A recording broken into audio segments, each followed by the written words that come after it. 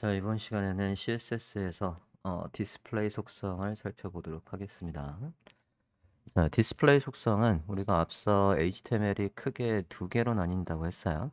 블록 요소와 인라인 요소로 나뉜다고 말씀을 드렸습니다. 자, 지금 예제는 33번 디스플레이 HTML을 보고 있고, 지금 스타일은 기본적으로 스팬 태그에, 스팬 태그가 지금 화면에 여기 있습니다. 인라인 레벨 엘리먼트 해서 지금 그린 색깔로 브라우저 화면에 이렇게 나오고 있어요. 브라우저 화면에 이렇게 나오고 있습니다. 자, 이 요소에다가 제가 너비를 한번 지정해 볼까 해요. 위드를 한번 넣어 보도록 하겠습니다. 자, 위드 50% 해서 이렇게 하면 퍼센트가 있으면 앞서 단위를 설명할 때 부모 요소가 만들어진 공간 안에서 차지할 수 있는 비율이라고 말씀을 드렸습니다. 그러면 제가 제대로 작동을 했다면 블록 이 스팬 태그 이 요소의 너비는 지금 브라우저 너비 전체 대비해서 여기에 반만큼 나오고 있었어야 됩니다. 하지만 지금 화면을 보면 표시가 안 되고 있어요. 자, 지금처럼 인라인 요소는 위드를 또는 하이트를 지정해도 화면에 그대로 반영이 되지 않습니다. 이게 인라인 요소의 특징이에요. 그러면 우리가 원하는 저 50%의 크기가 나오게 하려면 스팬 태그에 가서 이 요소의 디스플레이 속성을 너는 이제 블록 요소처럼 화면에 표시되라 라고 해서 디스플레이 블락이라고 해봅니다. 그러면 부모가 만들어준 너비 안에서 비율 50%의 비율의 크기로 화면에 제대로 표시가 되고 있습니다. 자, 이게 인라인 요소, 원래 인라인 요소였던 스팬 태그의 디스플레이 속성을 이용해서 크기가 나오도록 변경을 해봤고요. 블록 요소는 원래 태생적으로 블록 요소였던 클래스명 박스에는 너비를 주고 백그라운드를 줘보면 블록 요소는 크기가 제대로 반영이 되는 위드를 주면 위드나 하이트가 제대로 반영이 되는 요소예요. 그게 블록 요소의 특징입니다. 자, 이렇게 간단하게 블록 요소, 인라인 요소에도 디스플레이 블락을 넣어서 크기가 만들어지게 해봤고, 그리고 원래 태생적으로 블록 요소였던 스팬 태그에도 너비를 지정했더니 너비가 잘 반영이 되고 있어요. 그러면 반대로 디스플레이 속성 중에서 지금 우리가 블락을 봤고요. 디스플레이 속성 중에서 인라인을 볼까 합니다. 자, 인라인으로 바꾸면 어떻게 되나 한번 볼게요. 자, 지금 블록 요소에 제가 너비를 줬었어요. 블록 요소에 너비를 줬었는데 이 블록 요소 in 클래스명 div에다가 디스플레이 속성을 인라인으로 바꿔보겠습니다. 그러면 해당 요소는 이제 글씨 성격을 가지게 돼요. 색깔 좀 흰색으로 바꿀게요. 이렇게 해서 마치 스팬 태그처럼 글씨가 옆으로 이어지는 이렇게 인라인 요소의 특징으로 변경이 되었습니다. 필요에 따라서 블록 요소도 화면처럼 디스플레이 속성을 인라인으로 해서 글씨처럼 나오게 해야 될 필요가 있을 때는 디스플레이 속성의 값을 변경해 주시면 되겠습니다. 자, 그러면 디스플레이 속성을 조금 더 보도록 할게요. 밑에 메뉴를 보도록 하겠습니다. HTML에서 해당 부분 메뉴 1, 2, 3가 있습니다. 자, 이 메뉴 1, 2, 3에다가 간단하게 크기를 주고, 그리고 저는 이 요소가 어떻게 나왔으면 좋겠냐면 이렇게 리스트 하나하나가 이 브라우저 전체에서 이렇게 가운데 있었으면 좋겠습니다. 자, 그러면 일단은 리스트 하나의 스타를 한번 잡아볼게요. 클래스명 메뉴 안에 li입니다. 선택자 클래스명은 점 찍고 시작을 하죠. 메뉴 안에 li입니다. 자, 간단하게 너비를 지정해 볼게요. 150 픽셀에 내부에 여백 좀 추가하겠습니다. 이 여백은 박스 모델에서 상세히 설명을 다시 하겠습니다. 백그라운드 넣어 볼게요. 밝은 회색으로 백그라운드를 넣겠습니다. 행의 높이를 지정해서 글씨가 40픽셀의 높이 안에 가운데 있도록 하겠고요. 지금 동그라미 전 표시 리스트 타입을 바꿀게요. 리스트의 스타일을 난으로 해서 목록 표시는 없애고 그거 안에서 너비 150픽셀 안에서 글씨가 가운데 있도록 텍스트 라인 센터를 쓰겠습니다. 자, 지금 화면을 보시면 이렇게 나와 있어요. 자, li는 대표적인 블록 요소입니다. 블록 요소는 브라우저에서 이렇게 가로의 한 블록을 모두 차지하는 요소라고 말씀을 드렸습니다. 자, 이 요소가 제가 아까 그림처럼 이 요소가 이렇게 가로로 배열이 되려면 li가 지금 블록 요소인데 블록 요소를 인라인 요소로 변경을 해볼게요. 디스플레이 인라인으로 해보겠습니다. 자, 그리고 브라우저 화면을 보시면 지금 글씨처럼 옆으로 이어져 나오긴 하지만 너비 150 픽셀이 반영이 안 돼 있어요. 검사를 해보면 개발자 도구에서 검사를 해보겠습니다. 검사를 해보시면 지금처럼 69.95 정도의 너비를 가지고 있습니다. 제가 지정한 150 픽셀이 나올 리가 없어요. 얘는 이제 글씨 크기를 못 알아보는 인라인 요소가 됐기 때문에 그렇습니다. 자, 제가 지정한 150 픽셀의 크기도 유지하고 브라우저 너비에서 저 요소가 가운데 글씨처럼 정렬이 되게끔 하려면 두 가지의 속성이 동시에 존재해야 돼요. 그래서 디스플레이 속성을 글씨 성격도 있어야 하고 블록 성격도 있어야 된다라고 해서 inline block으로 바꿔보겠습니다. inline block. 자, 그러고 보면 제가 지정한 150 픽셀의 너비도 유지하고 그 다음에 이렇게 가운데 가로로 배치까진 됐어요. 근데 제가 원했던 건 이 요소들이 여기에 있었으면 좋겠어요.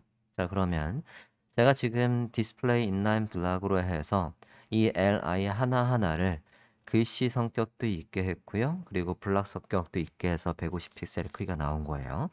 자, 글씨 성격이 있는 이 li 자체를 가운데로 몰아버리고 싶어요. 그러면 얘의 부모인 메뉴에 가서 봤을 때 메뉴 안에 있는 이 글씨들이 이제 얘가 글씨 성격이 있단 말이죠. 이 글씨 성격이 있는 li 요소를 가운데 두려면 클래스명 메뉴에 가서 텍스트 얼라인 센터를 쓰겠습니다. 그러면 li도 글씨 성격이 있으니까 이렇게 해서 화면 가운데 있겠습니다. 이렇게 볼게요. 자, 디스플레이 속성 중에서 글씨와 그리고 크기까지 같이 특징을 가지고 있는 인라인 블럭을 봤습니다.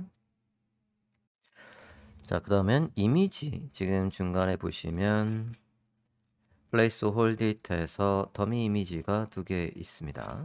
자, 그 다음에 태생적으로 인라인 블럭 성격을 가지고 있는 이미지가 있습니다. 자, 지금 HTML 태그에 보시면 이미지가 이렇게 있어요. 자, 일단 더미 이미지 플레이스 홀더에 더미 이미지를 표현을 해놨고요. 100에 100픽셀짜리 크기의 이미지가 있습니다. 자, 제가 저 이미지에다가 크기를 한번 지정해 볼게요. 크기를 지정해 보겠습니다.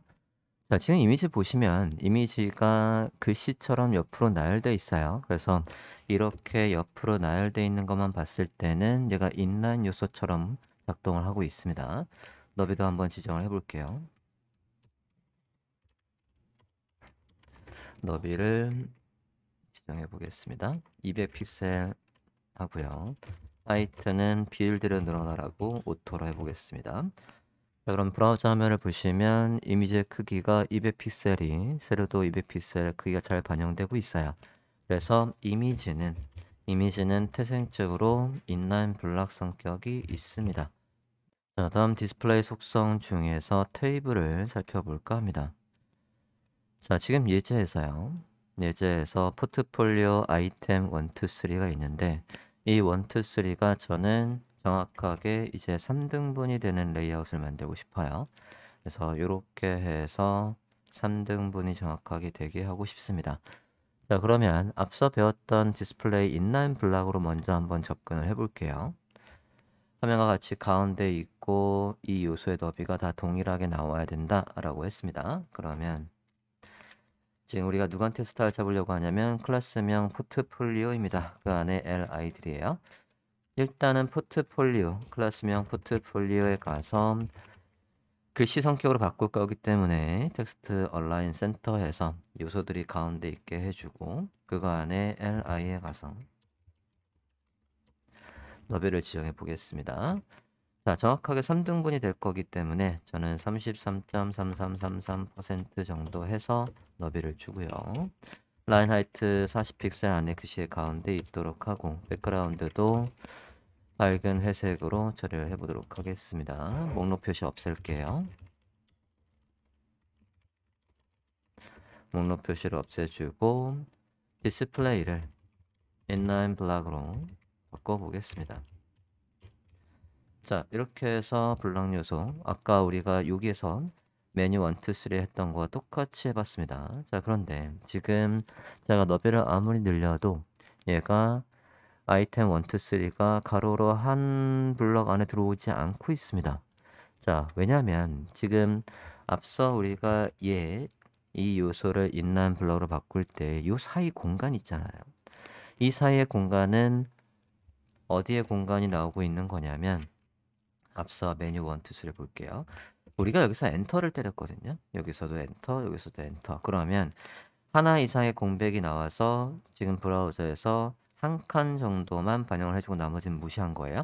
만약에 여기에서 우리가 이렇게 공백이 하나도 없이 작성을 했다면 여기 공백이 없어집니다. 근데 이러면 우리가 이 HTML 태그를 보고 해석하기가 불편해져요. 그래서 우리가 편의상 이렇게 엔터를 떼서 봤던 겁니다.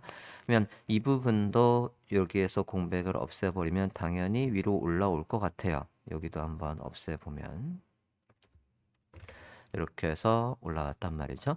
자, 이렇게 구현할 수도 있지만 얘도 마찬가지 지금 코드의 가독성이 떨어지니까 이렇게 해서 엔터해서 리스트 모양으로 보고 있어요.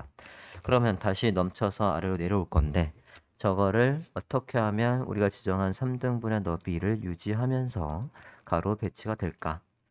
디스플레이 속성 중에서 테이블이 있습니다. 자, 이 테이블은 부모 요소에다가 지정을 해야 되고요. 자식 요소에 가서는 디스플레이 속성을 테이블 셀이라고 합니다. 이건 자식 요소에 가서 스타일 잡아주시면 돼요. 자, 부모 요소인 포트폴리오에 가서 테이블을 먼저 지정을 해보겠습니다. 디스플레이를 테이블 해줬고요. li에 와서는 디스플레이를 있는 블락이 아니라 테이블 셀, 테이블의 한 칸 한 칸처럼 움직여 라고 해줍니다. 자, 그러고 브라우저 화면을 보니까 이제 정확하게 가로 배치가 됐어요. 지금 너비를 다 안 쓰는 건 UL에 한번 검사를 해볼게요.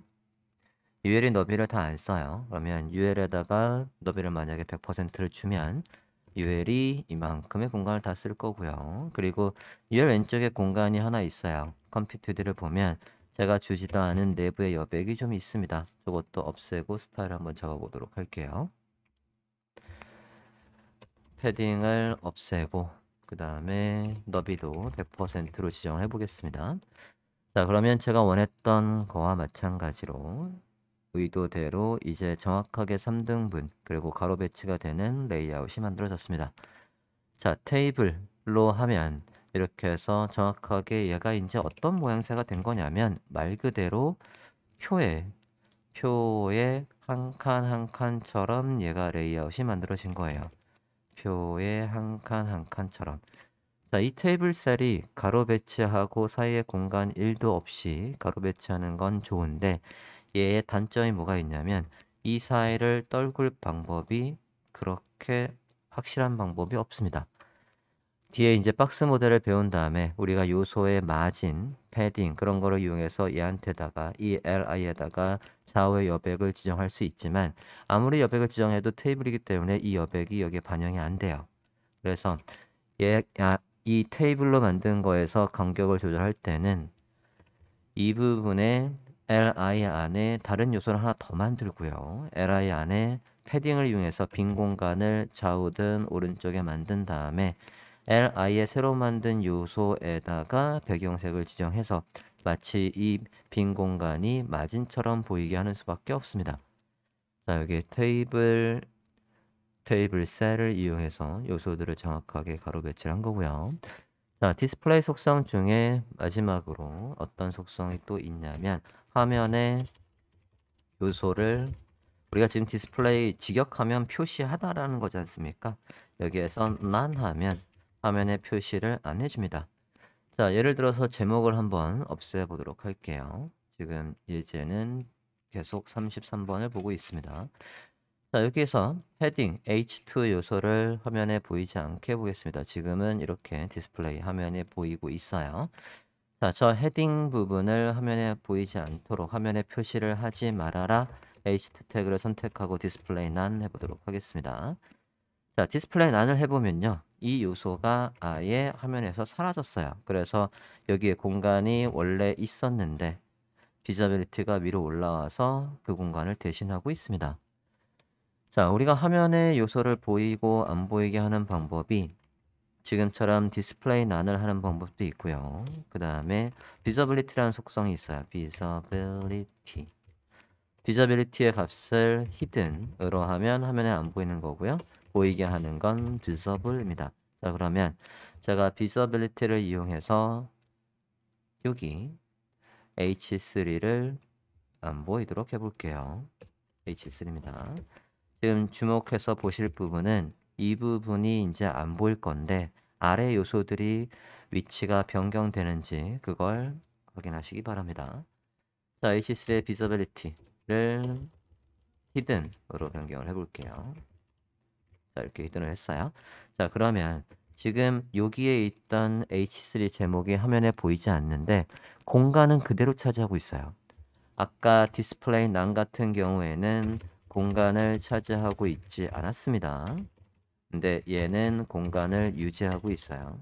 그 차이점이 있습니다. 자, 또 한 가지 요소를 화면에 안 보이게 하는 건 투명도를 조절하는 방법이 있습니다. 오페서티예요. 오페서티를 0이 안 보이는 거고요. 1이 100%예요. 만약에 50%로 보이고 한다면 0.5 이런 식으로 소수점으로 작성하시면 됩니다. 자, H4에 가서 오페서티를 조절해 볼게요.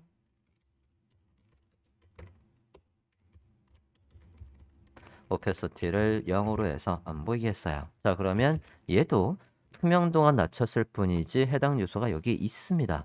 그래서 지금 마우스 커서를 보면요. 비저빌리티 같은 거에는 글씨, 우리가 지금 이렇게 원래 글씨에 마우스 커서를 올리면 선택할 수 있게 이렇게 짝대기로 바뀌죠. 그래서 선택을 이렇게 할 수 있단 말이에요. 비저빌리티는 그냥 없는 것처럼 이렇게 마우스 포인터가 정상으로 보이고요. 여기 빈 곳이랑 똑같죠. 하지만 오페서티를 낮춘 녀석은 지금 제가 마우스 여기에 올라오면 여기에 오페서티라는 제목이 있었지 않습니까? 그 제목을 선택할 수 있어요. 선택할 수 있게끔 이렇게 짝대기로 표현되고 있습니다. 단순히 이 비저빌리티는 오페서티는 투명도만 낮춘 거기 때문에 해당 요소가 있는 것처럼 이렇게 보이고 있어요.